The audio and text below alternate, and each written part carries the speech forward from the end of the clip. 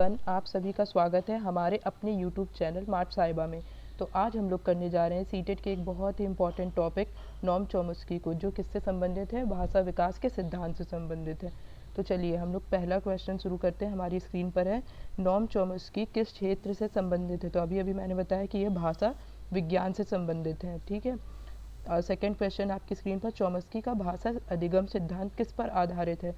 तो इन्होंने कहा था कि बच्चे भाषा जो होती है वो जन्मजात क्षमता के थ्रू सीखते हैं, ठीक है। तो option number C is the right answer.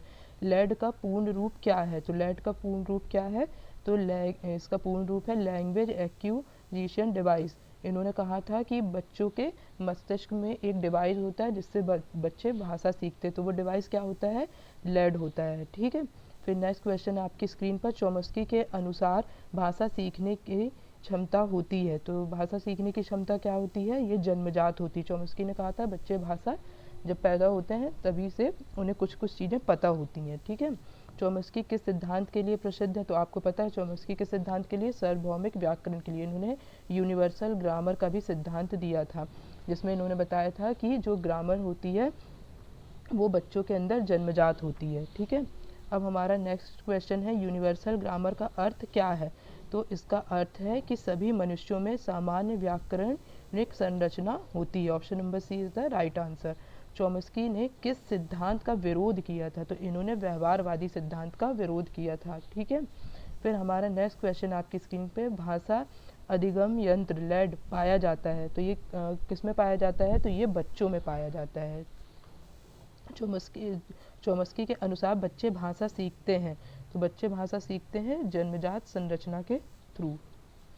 Chomsky का सिद्धांत किस आयु वर्ग पर अधिक लागू होता है। तो ये किस आयु वर्ग पर, तो ये बाल अवस्था वाले बच्चों पर अधिक लागू होता है।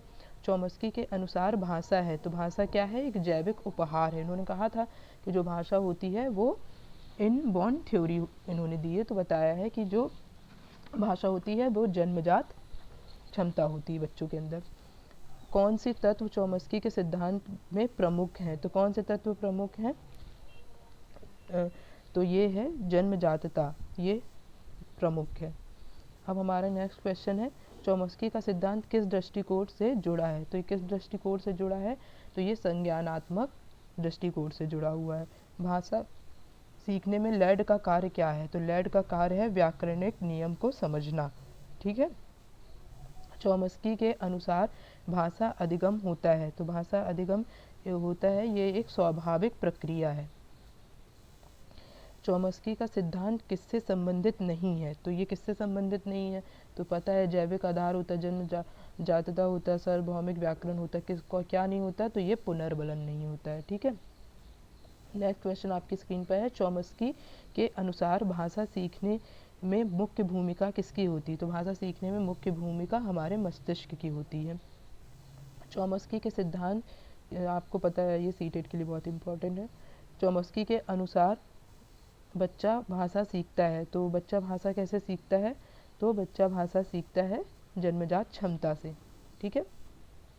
फिर हमारा नेक्स्ट क्वेश्चन है आपकी स्क्रीन पर, चॉम्स्की किस सिद्धांत के सिद्धांत को क्या कहा जाता है। तो चॉम्स्की के सिद्धांत को जन्मजात सिद्धांत कहा जाता है, जिसे हम लोग इंग्लिश में बोलते हैं इनबॉर्न थ्योरी। चलिए आप लोग बताइएगा आपको कैसा लगा हमारा सेशन। लाइक करें और सब्सक्राइब करें और इसी तरह हमारे चैनल पर बने रहें। धन्यवाद।